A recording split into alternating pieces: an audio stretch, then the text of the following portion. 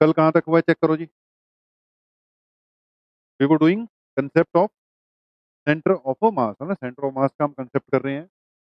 Centre of मास हमने 2 point किए, एक centre of mass, centre of gravity, है ना। एक कंसेप्ट क्या किया आपने, सेंटर ऑफ मास, एक कंसेप्ट क्या कर लिया, centre of gravity, right. Centre of मास करते करते, पहले बेसिक बातें करते करते, फिर हमने क्या कर दिया, मैथमेटिकल इसकी एक्सप्रेशन फाइंड कर ली। Centre of mass of a two particle system, right है। Centre of mass of a two particle system क्या निकाल दिया हमने, m1r1 प्लस m2r2 कौन, m1 प्लस, या फिर सेंटर ऑफ मास ऑफ अ, मतलब अगर सेंटर ऑफ मास के बेटा कोऑर्डिनेट चाहिए हो मुझे, क्या चाहिए होते हैं, अगर कोऑर्डिनेट चाहिए, एक्स कोऑर्डिनेट निकाल लेंगे अलग से, ओके, वाई कोऑर्डिनेट भी निकाल लेंगे, क्लियर है ये तो। एक्स कोऑर्डिनेट निकालने के लिए क्या लगा देंगे, m1x1 प्लस m2x2, तो कोऑर्डिनेट्स निकालने हो तो भी निकल जाएंगे, m1x1 plus m2x2 bye m1 plus m2, इधर m1y1 plus m2y2 divided by m1 plus m2, कोई दिक्कत वाली बात नहीं है।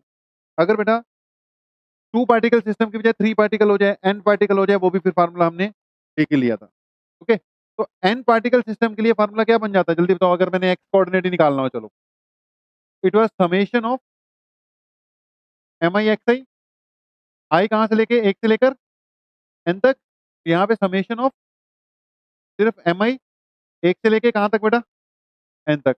इसको आप ऐसे भी लिख सकते हो, X coordinate summation of M I X I, और नीचे टोटल मास आ जाएगा ना, कि नीचे तो सिर्फ क्या है, मासेस ही है, वहां पे क्या आ जाएगा, इसका टोटल मास आ जाएगा। जवाब दे दो, सही है, ठीक है। तो यहाँ तक अपनी बात देखो हो चुकी है।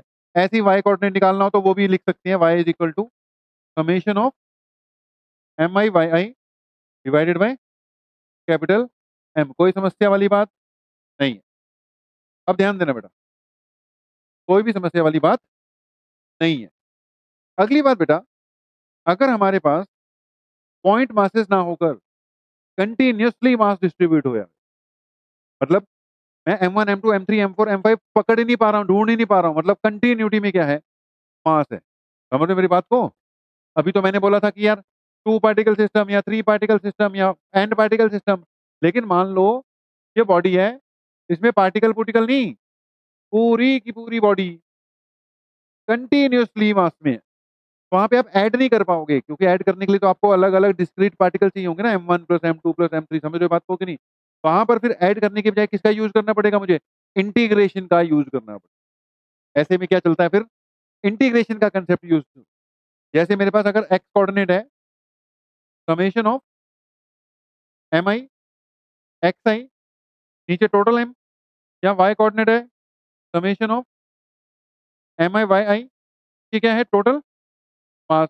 यहाँ अगर आर के फॉर्म्स में होते हैं तो इसको हम क्या लिखते हैं, एम आई आर आई, नीचे टोटल मास। तो बेटा जब कंटिन्यूटी में चले जाएगा ना, तो समेशन की बजाय क्या आ जाएगा आपके पास, इंटीग्रेशन। बोलो समझ गए कि नहीं। समेशन की जगह होगा इंटीग्रेशन, और इंटीग्रेशन की जगह क्या आएगा यहाँ पर आपके पास, एक्स इंटू डी एम। इसकी इंटीग्रेशन की लिमिट फिर मौके के हिसाब से तो देखी जाया करें। बोलो समझ गए, it will be X into D M. नीचे अगर तो मास डिस्ट्रीब्यूशन सेम है तो यहाँ पे कैपिटल एम आ जाएगा, लेकिन अगर मास डिस्ट्रीब्यूशन सेम नहीं है तो यहाँ पे क्या होगी बेटा, इंटीग्रेशन ऑफ डीएम हुआ करेगी। जल्दी बोलो समझ गए क्या नहीं, नोट कर लेना इसको, ये नोट कर लेना, ठीक है। थोड़ा सा आज कुछ क्वेश्चंस कराएंगे, बात को आगे बढ़ाएंगे। तो मैंने क्या बोला, अगर डिस्क्रीट नहीं कंटिन्यूस डिस्ट्रीब्यूशन है, क्या लगेगी, इंटीग्रेशन ऑफ एक्स डीएम लगेगी। ये फार्मूला क्या हो जाएगा, इंटीग्रेशन ऑफ एक्स डीएम, नीचे इंटीग्रेशन ऑफ डीएम। लिमिट फिर बेटा सिचुएशन के हिसाब से इसकी लगा करेगी, ठीक है जी। ऐसी वाई कोऑर्डिनेट निकालना हो उसमें भी यही है, इंटीग्रेशन ऑफ, यहाँ वाई डीएम हो जाएगा, तो यहाँ इंटीग्रेशन ऑफ डीएम। अगर बेटा मास डिस्ट्रीब्यूशन बिल्कुल सेम है, मतलब अनइवन नहीं है, तो देखो ऊपर वाला तो यही रहेगा, एक्स इंटू डीएम, नीचे टोटल मास आ जाएगा, ठीक है। लेकिन अगर अनइक्वल डिस्ट्रीब्यूशन है तो फिर नीचे भी तुम्हें ऐसे ही रखना चाहिए, मौके के हिसाब से करेंगे, जैसे 2 क्वेश्चन करवा रहा हूँ वहां से क्लियर होगा। ओके, इसको अपना नोट कर लेना, काम की बात चल रही है। हो गया? हो गया जी, डन हो गया। ओके, अगली बात नोट हो गया था ना फार्मूला वंश? ओके जी। अब मान लो इस पे मैंने एक क्वेश्चन कराया, मैंने बोला ये एक रॉड है बेटा, और रॉड का मास कैसा है? इक्वली डिस्ट्रीब्यूटेड है, मतलब अनइवन नहीं है, हर जगह डेंसिटी इसकी क्या है? सेम है। देखो, अगर स्फीयर होगा या कोई वॉल्यूम वाला ऑब्जेक्ट होगा ना, उसकी आमतौर पे तुम्हें डेंसिटी गिवन होगी, आमतौर पे उनकी क्या गिवन होगी? डेंसिटी। डेंसिटी यानी मास पर यूनिट वॉल्यूम। लेकिन रॉड जैसी स्थितियों में हमें आमतौर पर डेंसिटी नहीं, लीनियर मास डेंसिटी अवेलेबल हुआ करे, क्वेश्चन में आया करेगा। क्या बोलेंगे हम उसको? लीनियर मास डेंसिटी, यानी मास पर यूनिट लेंथ, राइट है। तो रॉड वगैरह के केस में हमें आमतौर पर क्या मिलेगा? लीनियर मास डेंसिटी, यानी मास पर यूनिट लेंथ। अगर तो मास पर यूनिट लेंथ यूनिफॉर्म है तो कोई दिक्कत वाली बात नहीं है, अगर नॉन यूनिफॉर्म है तो फिर वो भी ढूंढना पड़ता होता है। अब सबको पता है अगर यूनिफॉर्म है तो इसका सेंटर ऑफ मास बिल्कुल कहाँ आना चाहिए? सेंटर पे आना चाहिए। जल्दी बोलो, समझ गए कि नहीं? अगर टोटल लेंथ एल है तो यूनिफॉर्म डिस्ट्रीब्यूशन के केस में सेंटर ऑफ मास कहाँ आना चाहिए? इसके सेंटर पे आना चाहिए। लेकिन हम प्रूव करते हैं ये डिस्क्रीट पार्टिकल नहीं है, पूरी रॉड मास से ही भरी पड़ी है। ठीक है, पूरी की पूरी रॉड किससे भरी पड़ी है? मास से ही भरी पड़ी है, तो डिस्क्रीट नहीं है। तो इसका अगर मैं सेंटर ऑफ मास निकालू ना बेटा, तो मैं फार्मूला लगाऊंगा यूजिंग सेंटर ऑफ मास के लिए मुझे एक्स कोऑर्डिनेट अगर ढूंढना है, मान लो ये एक्स एक्सिस पे पड़ी हुई है, क्या लगेगा? Integration of X DM divided by integration of DM. आप जनरली, हम जनरली रखते हैं, क्या लिखते हैं? इंटीग्रेशन ऑफ डीएम लिख देता हूँ। जल्दी बताओ, समझ गए कि नहीं? ये पहले क्वेश्चन है, स्टार्टिंग दे रहा हूँ, इसके बाद फिर इस टाइप के क्वेश्चन आ सकते हैं, कोई दिक्कत? तो इट इज एक्स डीएम, नीचे इंटीग्रेशन क्या हो गया? डीएम। अब अगर मैं करूं, ध्यान से सुनना, मुझे इसका लीनियर मास डेंसिटी पता है, क्वेश्चन में गिवन है। इसकी टोटल मास कितना है बेटा? एम। टोटल लेंथ कितनी है? एल। तो इसका मास पर unit length M divided by क्या हो गया? एल हो गया, क्योंकि इक्वल डिस्ट्रीब्यूशन है तो मैं लिख सकता हूँ total mass divided by total length. Unit length में कितना मास है इसका? लैम्डा। जल्दी बताओ, क्लियर है? ओके, अब ध्यान से सुने, मैंने मान लो एक पॉइंट लिया जो कि इसके, ये एक्स इक्वल टू जीरो वाला एंड है, ये एक्स इक्वल टू कौन सा वाला एंड है? एल वाला बेटा। मैंने एक पॉइंट लिया जिसकी लेंथ कितनी है? डीएक्स, और जो एक एंड से कितनी दूरी पर है? एक्स दूरी पर है। बोलो, समझ गए? ठीक है। अब मैंने जो छोटा सा पोर्शन लिया ना इसका डीएक्स, क्योंकि मुझे यहाँ पर ना बेटा इंटीग्रेशन एक्स की करनी है, तो मुझे डीएक्स कहीं ना कहीं से लाना पड़ेगा। तो ये जो छोटा सा डीएक्स लिया मैंने, इस छोटी सी डीएक्स लेंथ का मास भी छोटा सा होगा डीएम। जल्दी बोलो, क्लियर है? ठीक है, छोटे से पार्ट का मास कितना होगा? डीएम होगा, राइट है जी। यूनिट लेंथ का मास कितना है? लैम्डा।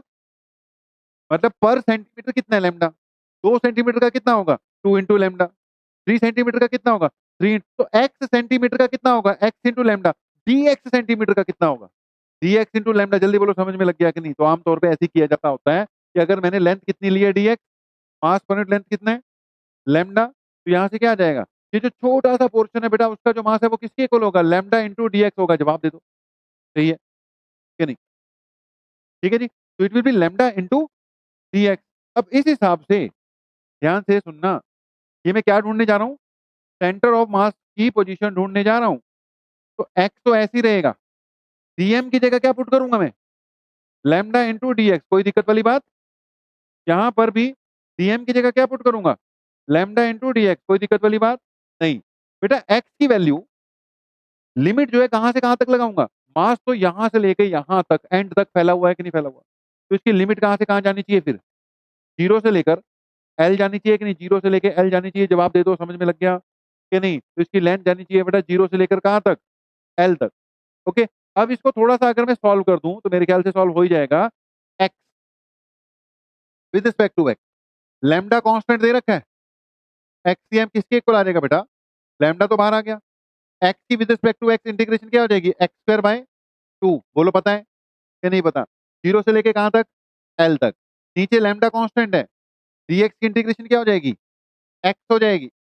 dx की इंटीग्रेशन क्या हो जाएगी आपकी, x हो जाएगी। बोलो समझ रहे हो कि नहीं? तो dm की जगह मैंने क्या लिख दिया, लैम्डा इंटू dx लिख दिया। तो यहाँ पे x हो गया, ये कहाँ से लेके, जीरो से लेकर कहाँ तक, l तक। कोई दिक्कत वाली बात? ओके, लैम्डा से लैम्डा क्या हो गया, कैंसिल हो गया। तो सेंटर ऑफ मास की पोजीशन ऊपर देखो क्या आया, upper limit divided by lower limit. तो ये क्या आएगा, एल स्क्वायर डिवाइडेड बाय 2 ही आ जाएगा। जल्दी बोलो समझ गए? यहाँ पे एल आ जाएगा, जल्दी बोलो क्लियर है? एल डिवाइडेड बाय 1, मेरे ख्याल से तो क्लियर हो गया, एक से एल, एल बाय 2 आ गया क्या, नहीं आया? ठीक है जी, it is equal to L divided by 2। कोई प्रॉब्लम, हो जाएगा। तो कोई दिक्कत वाली बात नहीं है, बस मैंने एक बार प्रूव करके दिखा दिया। एक रॉड है, उसका सेंटर ऑफ मास कहाँ पे आता है, बिल्कुल उसके सेंटर पे ही आता है। ठीक है, उसका सेंटर ऑफ मास कहाँ पर आएगा बेटा, बिल्कुल उसके सेंटर पर ही आ जाएगा। क्या बेटा? हाँ लिखनी है, लिखना है, जल्दी करो, जल्दी जो भी करना है ना, बस दबा नोट करो, लिखना है, साथ के साथ लिखना है बेटा, निपटाते चले जाओ।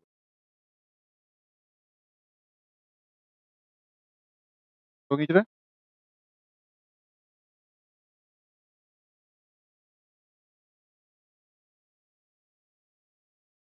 हो गया, ओके।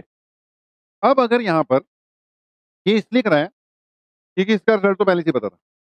ओके, मान लो उसने तुम्हें क्वेश्चन दिया कि एक रॉड है और उसकी जो लीनियर मास डेंसिटी है, यानी मास पर यूनिट लेंथ,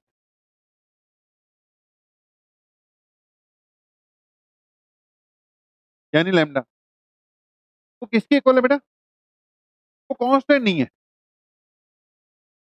मास पर यूनिट लेंथ कांस्टेंट नहीं है मान।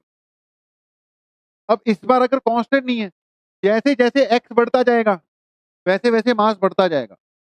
बोलो समझ रहे हो कि नहीं? ये कांस्टेंट है। शुरू वाले हिस्से जहां पे एक्स कम है वहां पर यूनिट लेंथ कम है, तो वो हल्का है। और आगे आगे आगे जैसे जैसे एक्स बढ़ते जाओगे अगले हिस्से क्या है, भारी है। That mean centre of mass centre पे तो आने वाला नहीं है। अब कैसे कैलकुलेट करना है, अगर हमने पिछला क्वेश्चन बिल्कुल फुल डिटेल में सीख लिया तो आसानी से कैलकुलेट हो सकता है। बोलो पॉइंट समझ रहे हो कि नहीं? तो हमें इसका क्या चाहिए बेटा, position of centre of mass, total length इसकी फिर से क्या दे रखी है, एल ही दे रखी है। मान लो टोटल लेंथ एल दे रखी है, फिर से वही बात, मैंने इसका एक छोटा सा पोर्शन लेना है, क्या, dx। ठीक है, जो कि इसके एक एंड से कितनी दूरी पर है, x दूरी पर है। ये जो छोटा सा पोर्शन है बेटा, इस बार साथ के साथ नोट कर लेना, जो छोटा सा पोर्शन है उसका मास कितना हो गया, मान लो dm हो गया। तो बेटा फिर से वही बात, जो छोटा सा मास है dm, small portion of the mass, क्या वो लैम्डा इंटू dx होना चाहिए कि नहीं होना चाहिए? पिछली बार की तरह भाई, छोटी सी लेंथ dx का जो मास होगा वो dm होगा, वो किसके इक्वल होगा, उसकी linear charge linear mass density into x। जवाब दे दो, क्लियर है? तो ये किसके इक्वल आ गया, dm किसके इक्वल आ गया जी, लैम्डा इंटू dx के इक्वल आ गया। राइट है जी, dm comes out to be equal to lambda into D.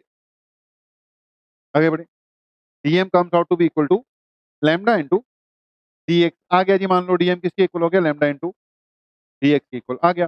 Now अब मेरे को पता है कि जो एक्सीएम है उसका फार्मूला क्या बताया था अभी मैंने, अंडर रूट, जल्दी बताओ, एक्स डीएम था, जीरो से लेके एल चलेगा, और नीचे इंटीग्रेशन क्या था, डीएम था, जीरो से लेके एल चलेगा। जवाब दे तो सही है। अगर इक्वल मास डिस्ट्रीब्यूशन होती तो मैं नीचे सिर्फ टोटल मास लिख के भी काम चला लेता, लेकिन यहाँ तो मुझे दिख गया है इक्वल मास डिस्ट्रीब्यूशन नहीं है इसकी। सही है, दैट मीन्स जब मैं इसकी वैल्यू पुट करूंगा तो एक्स सी एम किसके इक्वल आ गया जी, it will be integration of X, DM की जगह क्या पुट करने जा रहा हूं मैं, लैम्डा इंटू डी एक्स। नीचे इंटीग्रेशन ऑफ डीएम की जगह क्या पुट करने जा रहा हूँ, lambda into D X, zero से लेके एल तक, जीरो से लेके एल तक। जवाब दे दो सही है। ठीक है, जीरो टू एल या फिर जीरो टू एल, बोल दो भैया सही है। ओके, लेकिन यहाँ पे बेटा लैम्डा कांस्टेंट नहीं है, लैम्डा की वैल्यू किसके इक्वल है, के एक्स के इक्वल है। लैम्डा तो एक्स के हिसाब से क्या होता है, चेंज होता है, तो मुझे पुट करना पड़ेगा वहां पर। तो ये बन जाएगा इंटीग्रेशन ऑफ एक्स, लैम्डा की जगह क्या पुट करूंगा, के एक्स डी एक्स, लिमिट वही है, यहाँ पर लैम्डा की जगह क्या पुट करूंगा, के एक्स, साथ में क्या है डी एक्स, लिमिट वही है 0 to L, तो बोल दो भैया सही है। एक्स सी एम किसके इक्वल आ गया, ऊपर चेक करना, के कांस्टेंट है, integration of X square with respect to X बन जाएगी, और नीचे चेक करो के कांस्टेंट है, integration of X D X बन जाएगी, 0 to L है और 0 to L है, जवाब दे दो सही है। दैट मीन्स एक्ससीएम किसके इक्वल आ जाएगा, के एक्स स्क्वायर की लिमिटेशन जल्दी, इंटीग्रेशन जल्दी बताओ, एक्स क्यूब बाय 3, लिमिट 0 से लेकर L, यहाँ पे क्या हो जाएगा भाई, के इसकी क्या हो जाएगी, X square divided by 2, limit कहाँ से कहाँ तक, 0 से लेकर L तक, के से के तो क्या हो गया, चलो कैंसिल हो गया, ये हो गया x cube by x square, एक एक्स भी क्या हो जाएगा भाई, कैंसिल हो जाएगा, और ये क्या बनने वाला है आपका बाय 3, ये 2/3 हो जाएगा, चेक करना, ये नीचे वाला एक्स स्क्वायर बाय 2 है, ऊपर जाएगा तो नीचे वही यहीं पे रहेगा, तो एक्स सी एम कहाँ लाई करेगा, सेंटर पे नहीं लाई कर रहा, 2/3 लेंथ पे लाई कर रहा है, जल्दी बोलो समझ गए, मतलब सेंटर से आगे चले गया, हाफ पे नहीं है, 2/3 लेंथ पे है, मतलब अगर 1 मीटर की रॉड है, अगर 1 मीटर की रॉड है और इक्वल मास डिस्ट्रीब्यूशन है तो 50 सेंटीमीटर पे आएगा, लेकिन 2/3 का मतलब अगर वो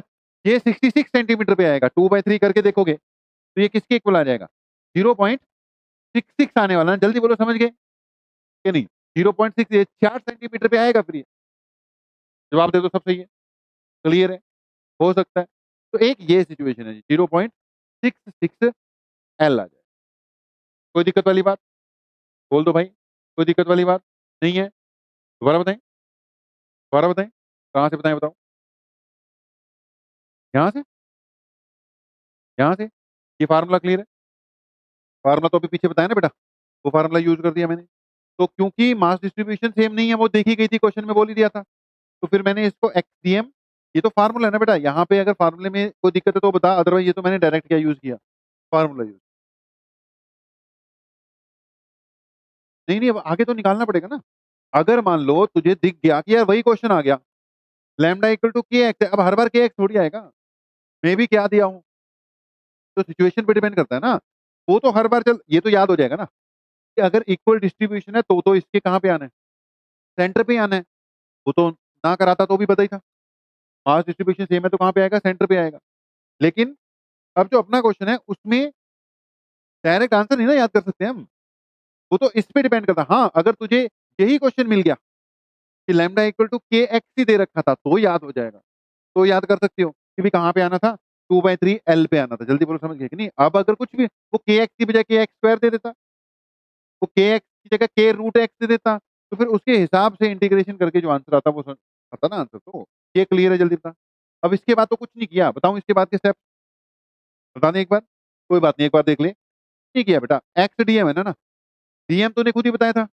किसके इक्वल है, लैम्डा इंटू डी एक्स के, तो यहाँ पे lambda into D x put किया, यहाँ पे भी क्या पुट कर दिया, लैम्डा इंटू डी एक्स, ठीक है, अब इस क्वेश्चन में लैम्डा कांस्टेंट नहीं है, लैम्डा की वैल्यू किसके इक्वल दे रखी है उसने, के एक्स के इक्वल दे रखी है, इसलिए हमने उसकी जगह क्या पुट कर दिया, के एक्स पुट, समझ गए, इसलिए हमने उसकी जगह क्या पुट किया है, के एक्स पुट, बोलो ठीक है, दैट्स वाई इसके साथ हमने क्या पुट किया है, के एक्स की वैल्यू पुट कर दी है, कोई समस्या, हो जाएगा, तो ये सिचुएशन है जी, हो जाएगा जी, तेरे को पता लग गया भाई, क्लियर है, नोट हो गया सारा का सारा, जल्दी कर ले जल्दी, की फोटो खींच लेनी,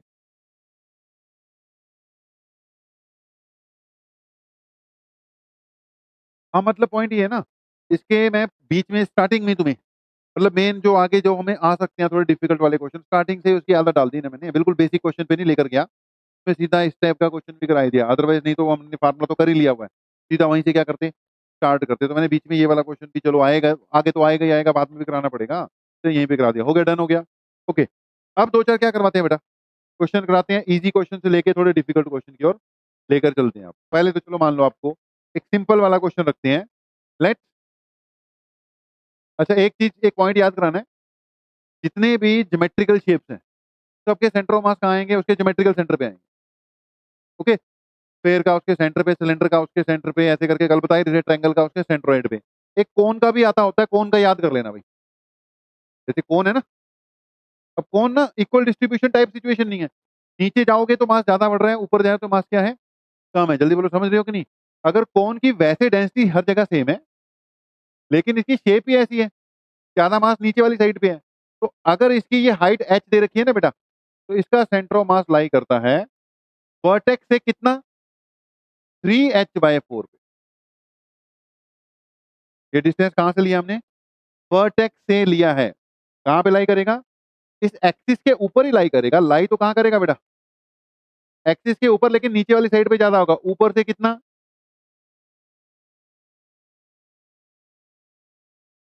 3h/4 पे लाई करेगा। मतलब डायरेक्ट रिजल्ट है, काम आएगा, याद रखना। उसके अलावा एक दो क्वेश्चन करते हैं बेटा, ध्यान से सुनना। मान लो एक ट्रायंगल है जी, ये हो गया ना नोट, करा दिया 3h/4। ओके, मान लेते हैं जी एक हमारे पास ट्रायंगल है, यहाँ पे भी एम पड़ा हुआ है, यहाँ पे भी एम पड़ा हुआ है, यहाँ पे भी क्या पड़ा हुआ है, एम। ये 3 है, ये 4 है। मुझे क्या चाहिए, इस ट्रायंगल के सेंटर ऑफ मास के कोऑर्डिनेट चाहिए। कुछ नहीं है, अगर उसने दिए हैं तो बढ़िया बात है, नहीं दिए तो जो सबसे पहला कौन है ना यार, उसको ओरिजिन मान लिया करो। मतलब अब अगर तो उसने दे रखा ओरिजिन कहाँ लेना है तो दूसरी बात है, लेकिन नहीं दे रखा हो तो सबसे पहला जो वर्टेक्स है उसको क्या मान लिया हमने, ओरिजिन मान लिया।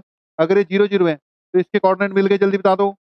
ये एक्स एक्सिस है, तो एक्स एक्सिस में कितना आ गया, 3 आ गया। तो इसके कोऑर्डिनेट क्या आ गए बेटा, 3 0 आ गए। जो बोलो क्लियर है, इसके कोऑर्डिनेट मिल गए। क्या क्या हो जाएंगे इसके कोऑर्डिनेट, जल्दी बता दो। इसका 3,4 आ गए, बोलो डन हो गया। 3 4 ही हो गए, ओरिजिन ये है मेरे भाई। एक्स एक्सिस 3 है और वाई एक्सिस कितने, 4 हो गए ना, तो 3,4 हो गया ना, ठीक है। ओके, अब बताओ इसके सेंटर ऑफ मास के कोऑर्डिनेट चाहिए। थ्री पार्टिकल सिस्टम है कि नहीं, बता दो। अगर ये थ्री पार्टिकल सिस्टम है तो एक्स का एक्स कोऑर्डिनेट क्या आएगा, m1 x1 plus m2 x2 plus m3 x3 divide by m1 plus m2 plus m3। Direct लगा दूं, डायरेक्ट लगा दें। m1 कितना है, m, x1 0, m2 कितना, m है, x2 फिर से कितना, 3, m3 कितना, वो भी m है, कोऑर्डिनेट उसका भी कितना है, 3 है। नीचे कितना हो जाएगा, m plus m plus m, 3m। जल्दी बोलो, समझ चुके हो। ये कितना हो गया, 3m प्लस 3m, 6m के नीचे 3m, 2 आ जाएगा, सही है। वाई कोऑर्डिनेट भी ढूंढ लो। वाई कोऑर्डिनेट क्या हो गया, पहला मास कितना है, m, कोऑर्डिनेट उसका 0, प्लस दूसरा मास कितना है, m, कोऑर्डिनेट उसका भी कितना, 0। ये कितना हो गया, m कोऑर्डिनेट कितना बेटा, 4। नीचे कितना आ गया, 3m, m से m कट गया, आंसर कितना आ गया, जल्दी बता दो, 4/3। अगर ये सेंटीमीटर में है तो हमारा आंसर भी किस में आ गया, सेंटीमीटर में। अगर ये मीटर में है तो हमारा आंसर भी किस में आ गया, मीटर में आ गया। कोई बड़ी बात तो नहीं है, जल्दी बताओ। बस एक तरह का ट्रायल है, इसके बाद आप अपने आप क्वेश्चन करने जा रहे हो असाइनमेंट वगैरह के, हो जाएगा क्वेश्चन, कोई दिक्कत वाली बात नहीं है। तो इसका सेंटर ऑफ मास जो है उसके कोऑर्डिनेट क्या हो गए बेटा, 2 और 4/3। मतलब यहाँ पे कहीं आएगा, एक्स एक्सिस में कितना, ये 3 है तो ये 2 हो गया, और ये 4 है ना, 4/3। मतलब 4 सेंटीमीटर का बिल्कुल 1/3 जहां पर आएगा, यहाँ पे लगा लो 4/3। तो यहाँ पे कहीं कहीं पे इसका क्या आ गया, सेंटर ऑफ मास आ जाएगा। जवाब दे दो, सही है, क्लियर है।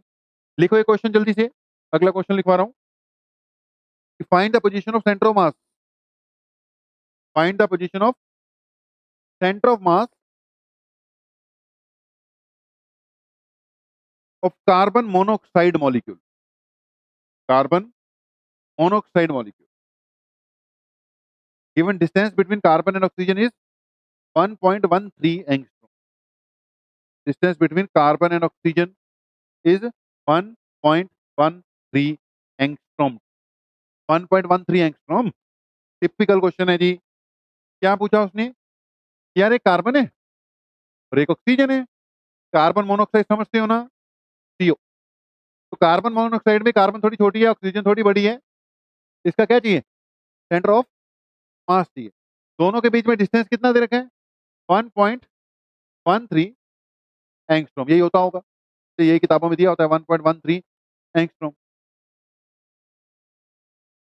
हाँ लेना ही पड़ेगा, ले सकते हैं नहीं, लेना ही पड़ेगा। उसका 12 भी लेना पड़ेगा, और उसका कितना लेना पड़ेगा, क्वेश्चन में दिया नहीं होगा। जैसे पिछले क्वेश्चन में m दे रखे थे, किसी में 4m 2m, इस क्वेश्चन में नहीं दिया होगा।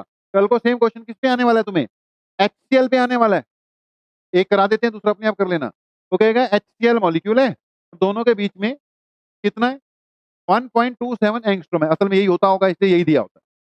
इसमें 1.27 दिया होगा, इसमें 1.13। अब फिर वही बात है भाई, HCl का मास 1 ही लेना पड़ेगा और क्लोरीन का मास 35 ही लेना पड़ेगा। सारा होता है ना, तो इसका क्लोरीन का कितना होता है बेटा? 35 ही लेना पड़ेगा। जल्दी बोलो, समझ गए कि नहीं? 2 क्वेश्चन है, आमतौर पे बड़े टिपिकल से पेट क्वेश्चन आते रहते हैं, एक करवा देते हैं। अब ऐसे क्वेश्चन में तुम्हें सेंटर ऑफ मास की क्या चाहिए? पोजीशन चाहिए। अब सेंटर ऑफ मास बेटा यहाँ तुम्हें बताना पड़ेगा ऑक्सीजन से, यहाँ कहाँ से बताना पड़ेगा? कार्बन से। जैसे मैंने कार्बन से बताया, तो इस पॉइंट को क्या मान लिया मैंने? ओरिजिन मान लिया। जल्दी बोलो, समझ गए? ये पॉइंट ओरिजिन हो गया। सेंटर ऑफ मास यहाँ पर कहीं पर होगा। इस डिस्टेंस को क्या मान लेता हूँ? एक्स मान लेता हूँ। तो ये वाला डिस्टेंस कितना हो जाएगा? 1.13 माइनस एक्स हो जाएगा। जल्दी बता दो। सही है, 1.13 माइनस एक्स हो जाएगा। तो RCM, x coordinate of centre of mass, M1 x1 plus M2 x2। नीचे क्या आएगा मेरे भाई? M1 plus M2। जवाब दे दो, सही है। XCM बेटा किसके इक्वल आ जाएगा? M1 x1 plus M2 x2 divided by M1 plus M2। पहला मास किसको मान रहे हो? कार्बन को। तो मास तो 12 है, लेकिन वो कहाँ पड़ी हुई है? ओरिजिन पे पड़ी है। जल्दी बोलो, ये सबसे बेस्ट यही होता है। जिससे तुम्हें डिस्टेंस फाइंड करना है ना, उसको क्या मान लो? ओरिजिन फाइंड करो। ठीक है, उसको ओरिजिन मान लिया। ये 12 इंटू 0 प्लस दूसरा वाला कौन सा है? जल्दी बताओ। दूसरा वाला 16 है। इसका डिस्टेंस ओरिजिन से कितना है? ओरिजिन से 1.13। 1.13 है ना? ओके, 16 इंटू 1.13 नीचे कितना आ जाएगा बेटा? M1 प्लस M2, 16 प्लस 12 कितना हो जाएगा? 28 हो जाएगा। कोई जवाब दे दो मेरे भाइयों। XCM इज इक्वल टू, ये कितना आ जाएगा? 16 इंटू 1.13 नीचे 28। भाई सॉल्व कर लेना अपने आप, आंसर किसमें आ? एंगस्ट्रॉम। बोलो क्या कहते हैं? सही है, हो जाएगा। कितना आ गया? 0.645। चलो बहुत बढ़िया किया तूने, कैलकुलेटर से निकाल के बता दिया। 0.645 एंगस्ट्रॉम। बीच में तो नहीं है ना? बीच में नहीं हो सकता। एक लाइट है, दूसरा क्या है? हैवी है। तो सेंटर ऑफ मास ज्यादा किसके पास होना चाहिए था? हैवी वाले के पास। और ज्यादा हैवी वाले के पास ये आ गया, क्योंकि इससे डिस्टेंस 0.5 नहीं आया, 0.5 से क्या आ गया? ज्यादा आ गया। डन हो गया। आगे बढ़ चलें। ये वाला अपने आप कर लोगे, कम से कम क्वेश्चन नोट करके रख लो। HCl 1.27 एंगस्ट्रॉम, इसको सोल्यूशन भी क्या कर लो? नोट कर लो। एक आधा क्वेश्चन और करते हैं।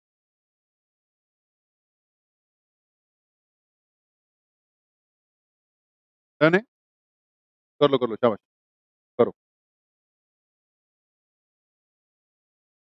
मतलब क्या क्वेश्चन? ठीक है ना? चलो, मतलब लाइट से वे में अपना करते रहो, ज्यादा माहौल सीरियस नहीं करना, थोड़ा टेंशन नहीं लेनी है कि आप बहुत सीरियसली ये है वो है, ऐसे करके सीरियसली होकर नहीं पढ़ रहे हैं। अब पढ़ना तो है ही है ना, तो पढ़ाते वक्त तो ठीक है सीरियस है, लेकिन मतलब वैसे इतनी ज्यादा टेंशन लेके नहीं काम करना यार। आप बहुत बहुत बड़ा काम कर रहे हैं, पता नहीं। अब ये तो पार्ट ऑफ द गेम है, वो तो हमने करना ही करना है ना। क्या हंसी खुशी अपना काम करते रहो। ठीक है भी वंश, है ना? ओके, बड़ा जोर लगा लगा के लिख रहा है। चलो, समझ लगे ना क्वेश्चन? वो जो इंटीग्रेशन वाले क्वेश्चन किए थे वो भी क्लियर हुए? ओके, काम आएंगे वो, हमने थोड़ा सा यहाँ पर कर लिए, काम आएंगे। ओके, एक क्वेश्चन और है, टिपिकल क्वेश्चन है, वो भी करवाते हैं। इस टाइप का क्वेश्चन आता रहता है, मतलब मैं एक टाइप का कराऊंगा, उस टाइप का क्वेश्चन वैल्यू चेंज हो होकर आता रहता है। जैसे क्वेश्चन बोला गया है, आपके पास एक बेटा डिस्क है, यूनिफॉर्मली डिस्ट्रीब्यूटेड मास है इसमें। तो डिस्क है, इसका मास कैसा है? बिल्कुल यूनिफॉर्मली डिस्ट्रीब्यूटेड। अगर यूनिफॉर्मली डिस्ट्रीब्यूटेड है, तो इस वक्त इसका जो सेंटर ऑफ मास है, इसके बिल्कुल सेंटर पे आ रहा होगा कि नहीं आ रहा होगा? जवाब दे दो, सही है। रेडियस मान लो इसका कितना है? R। अब कह रहे हैं इसमें से एक छोटी डिस्क एज से कट कर दी गई है। एज से इसके एक छोटी डिस्क क्या कर दी हमने भाई?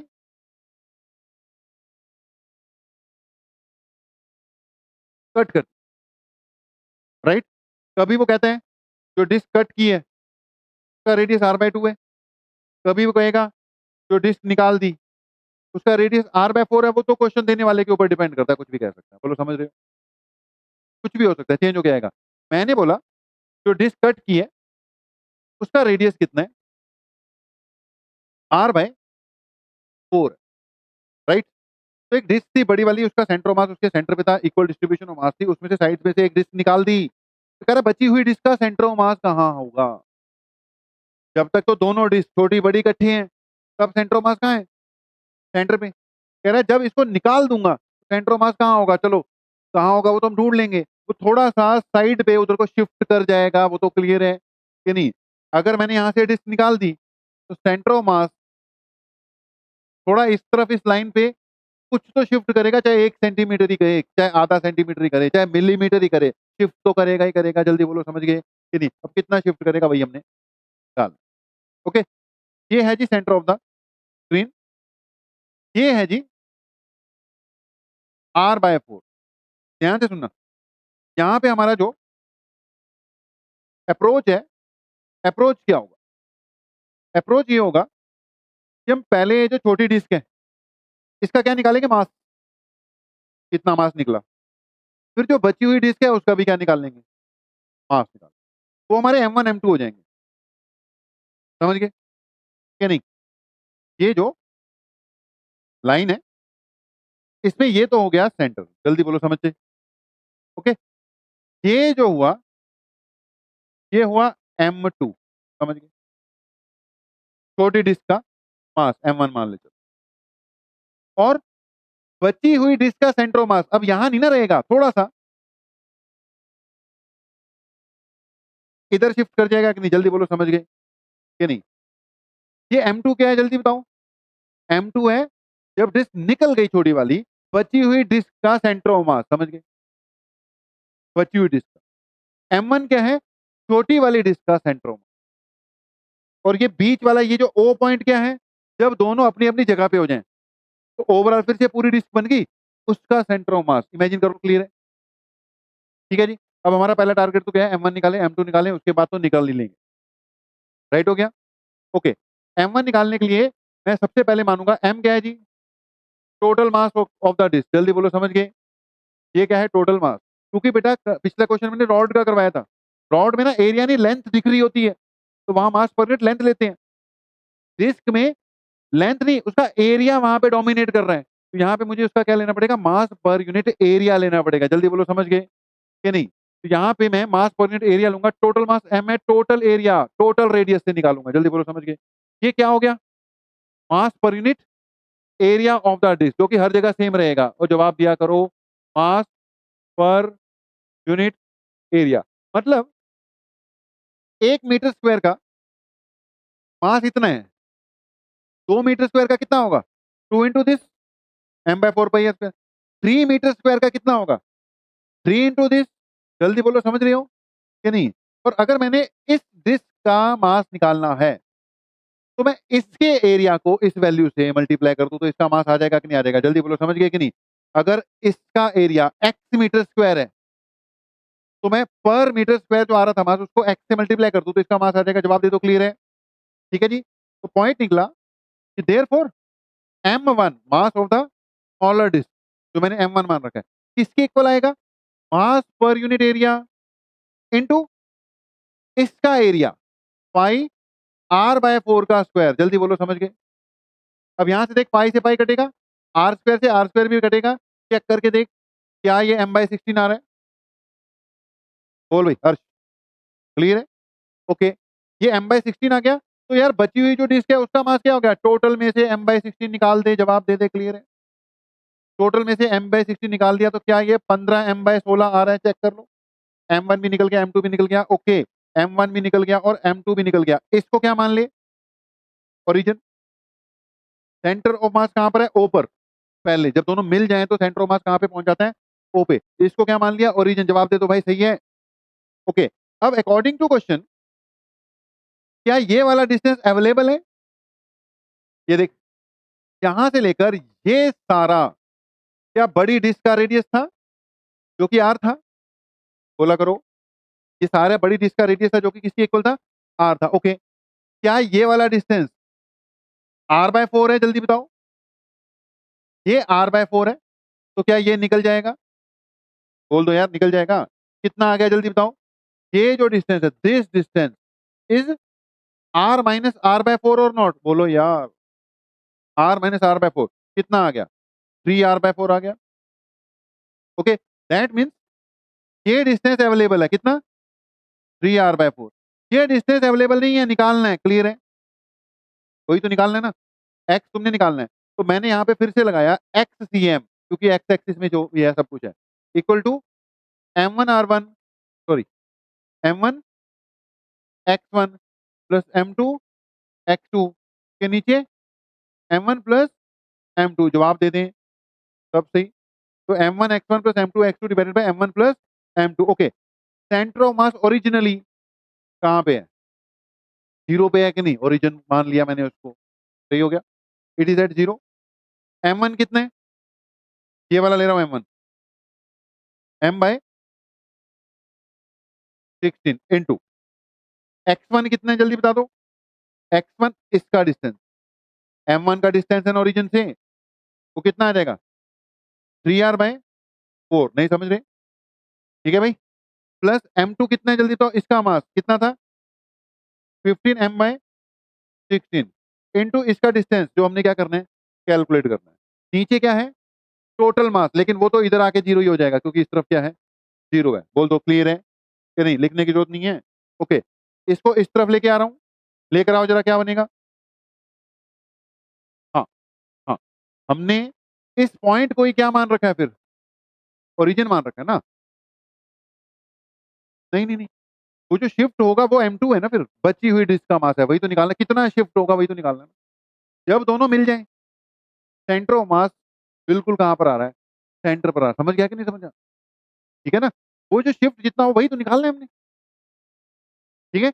ओके तो M1 X1 प्लस, ओके यहाँ पर थे यार हम तो एक स्टेप पीछे क्यों लगा रहे हैं, इसको सॉल्व कर ले भाई, इसको इधर आने दे, ये हो जाएगा -15m bye 16x equal to कितना आ जाएगा m बाय 16 है, 3 बाय 4 भी है और एक r भी है, m बाय 16 तो काट देते हैं सीधे ही, m बाय 16 3 5 जा, तो x बच रहा है ना, x किसके इक्वल आ रहा है चेक करना, क्या x इक्वल टू माइनस, एक तो नेगेटिव आएगा, ये वाला माइनस उधर भेज रहा हूँ, क्या r बाय 20 आ रहा है, चेक करो चेक करो चेक करो चेक करो, ये 5 है तो नीचे जाएगा, x कितना आएगा r बाय 20 आएगा कि नहीं आएगा, मतलब काफी कम शिफ्ट किया है, कितना शिफ्ट किया है r बाय 20, तो ये यहाँ से जो इस जगह पे जो सेंटर ऑफ मास बची हुई डिस्क का बचेगा, ये जो डिस्टेंस है x सिर्फ कितना शिफ्ट करेगा बेटा r बाय 20, सेंटीमीटर में होगा तो सेंटीमीटर में, मीटर में होगा तो मीटर।